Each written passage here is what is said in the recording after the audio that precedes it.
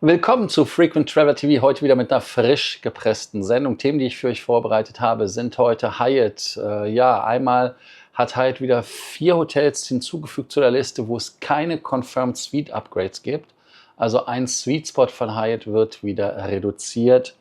Attestor geht auf Partnersuche. Condor möchte quasi in Wirklichkeit übernommen werden oder andersrum. Attestor möchte verkaufen. Dann haben wir wieder einen Fall von ich drehe durch am Flughafen und warum Witze über Bomben oder andere Dinge nicht lustig sind oder in irgendeiner Art oder Weise in irgendwie einer Form förderlich sind. Und wir haben Lufthansa, Lufthansa Allegris. Wir fliegen damit innerdeutsch, also ihr in Business Class, in Premium Economy. Und das gucken wir uns an. Ihr denkt dran, wie immer den Kanal zu abonnieren, die Glocke anzumachen, ein Like dazulassen, aber auch natürlich wie immer zu abonnieren oder kommt natürlich auf School. Das erste Thema ist Condor und Attestor. Die Gerüchteküche brodelt und jetzt hat Bloomberg wieder was gesagt, dass Attestor auf der Suche ist nach einem neuen Investor. Heißt also, man sucht einen Partner oder Käufer für sein Luftfahrtportfolio. Und da ist ja nicht nur die Condor, sondern auch Marabu, die sich eher dadurch bekannt macht, dass sie eine Operation hat, die schwierig ist. Die Investmentbank Barclays begleitet ich nenne es jetzt einfach mal Prozess. Attestor hat ja 2021 51% an der Condor gekauft und das Unternehmen mit 200 Millionen Eigenkapital stabilisiert. Und dann flossen noch 250 Millionen in die Flottenmodernisierung A330-900, 320 Neo, 321 Neo. Condor war mehrfach insolvenzgefährdet. Wann? 2019, Thomas Cook Pleite und dann natürlich die Corona-Krise 2020. Deshalb gab es KfW-Kredite in Höhe von 550 Millionen. Davon sind 400 Millionen zurückzahlbar und die laufen Ende 2026 aus. Also gucken wir auf die Uhr, geht los. Und jetzt kommt ein Knaller. Peter Gerber, CEO von der Condor, sagt, man könnte die Flotte auf 140 Flugzeuge wachsen sehen. Und die Parolen darum, dass sich British Airways bei Condor um Einstieg bemüht werden, auch immer lauter, was ich persönlich relativ cool finden würde, dass es dort einen Gegenspieler gibt zur Lufthansa Miles & More. Man hat ja 2023, 2024 im Geschäftsjahr einen Verlust von 62 Millionen Euro. Das Vorjahr war doppelt so hoch, also das ist eine gute Zahl. Und die Gesamterträge sind um 15% raus auf 2,44 Milliarden. 8,5 Millionen Passagiere hat man bedient, das sind 8% mehr, 91,6% Auslastung. Nach internen Kennzahlen ist man operativ profitabel, sagt das Management. Und Peter Gerber sagt natürlich auch, dass man eine starke Condor hat, dass man auch die Rückzahlung planmäßig bis 2026 hinkriegt. Und erst dann wird sich die Frage stellen, was danach kommt. Jetzt können wir natürlich gucken, was ist besser? Ist da ein Exit für die Attestor besser oder ein Teilverkauf besser? Heißt also, der Zeitpunkt ist ja eher in strategischer Natur. Wo kriege ich am besten Geld, am meisten Geld für das, was ich investiert habe? Mein ROI, Return of Investment. Da die Bilanz wieder stabil ist, aber die Rückzahlung der KfW-Kredite natürlich neuen Kapitalbedarf beflügelt. Ja, sollte Condor nach Jahren der Sanierung lieber unabhängig bleiben oder wäre ein Verkauf an einen Konzern wie IAG von Vorteil oder nicht, damit man weiter wachsen kann? Ihr solltet dort eure Meinung sagen. Wo ihr eure Meinung für euch behalten solltet, wenn sie schlechten Geschmack beinhaltet, ist bei der Security. Und hier in Leipzig hat ein Kollege, 48-jähriger Mann, beim Check-in gesagt, in seinem Gepäck befindet sich eine Bombe. Ja, es wird nicht lustiger, je öfter ich solche Fälle habe. Und dann ist es natürlich so, dass der Koffer durchsucht wird und es gab keinen Fund. Der Mann wurde mit 5 Begleitern vom Flug nach Ägypten ausgeschlossen, ist ja klar. Dummheit muss bestraft werden. Gepäck wurde ausgeladen, Abflug verzögern. Und was ist sein Erfolg? Störung des öffentlichen Friedens durch Androhung von Straftaten, Vortäuschung einer Straftat, Belästigung der Allgemeinheit, was eine Ordnungswidrigkeit ist. Also insofern wird er da stolzer Gewinner des Darwin Awards. Ich bin dumm und habe es auch gezeigt. Ja, was soll man dazu sagen? Dummheit stirbt nie aus oder dümmer geht immer. Also es müssen mittlerweile doch gelernt sein und ich bin immer irritiert, wenn solche Themen kommen. Aber es ist halt so, da gibt es halt leider Dummheit keine Grenzen. Sollte ein lebenslanges Flugverbot ausgesprochen werden oder reicht die Geldstrafe und Flugverweigerung aus?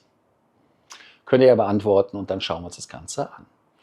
Die Lufthansa fliegt mit Allegris auch innerdeutsch. Der Business-Gäste kommen dann quasi in die Premium Economy, was ja rein Business Premium Economy wie ein Downgrade sich anhört, finde ich persönlich jetzt aber eher nicht so schlimm, weil wenn man die innerdeutsche Business Class sieht, dann hat man ja da ein Gefühl, dass das eher besser ist. Man setzt ja den 787-9er mit der Allegris-Kabine innerdeutsch ein. Grund ist natürlich auch die Schulung des Kabinenpersonals auf dem neuen Flugzeugtyp. Die Business-Class-Sitze sind ja auch nicht vollständig zertifiziert und gesperrt, bis auf 2. Und dann gehen die Leute natürlich in die Premium Economy.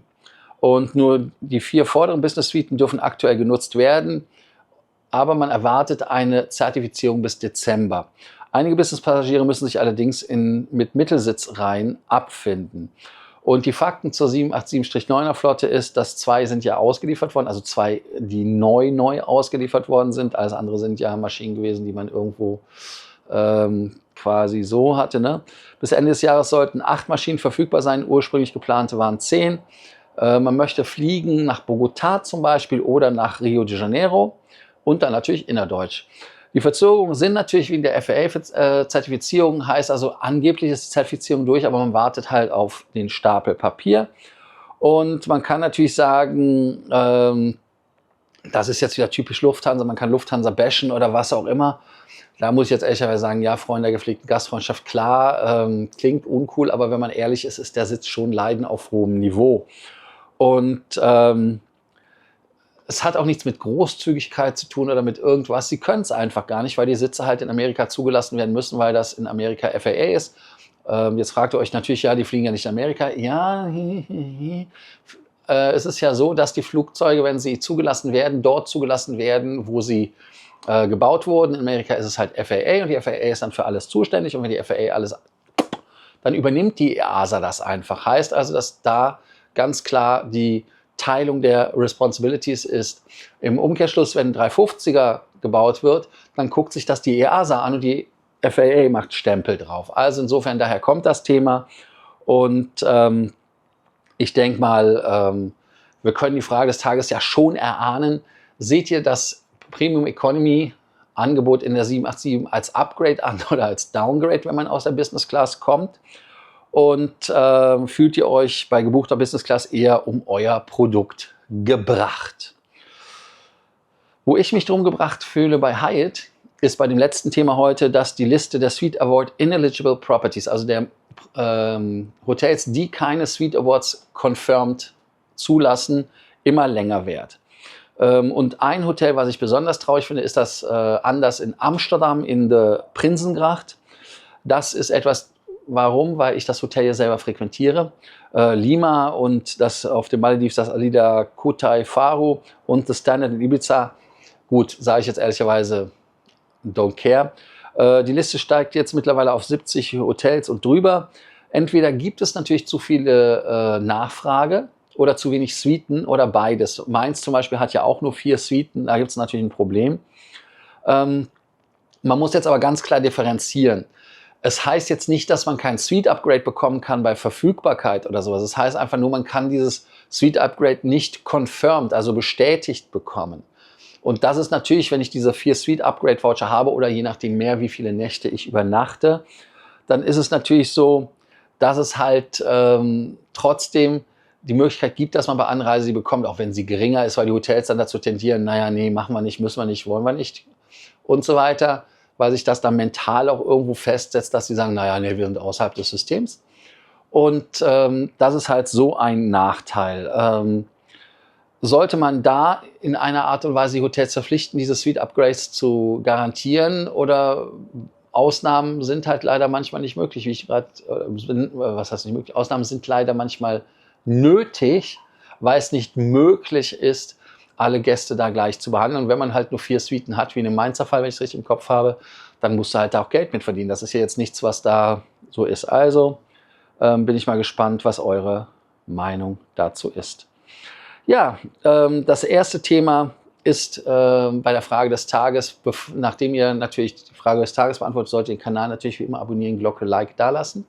Findet ihr es als Downgrade an innerdeutsch, wenn ihr in einem Narrowbody, und ich sage es ganz klar, in 320er, 21er oder whatever, eine Business Class gebucht habt, dann in die Premium Economy kommt von der 787 als Business Class Flug, oder sagt ihr, nee, da bin ich shortchanged geworden, da hat die Lufthansa ja wieder mal ganz, ganz böse reagiert.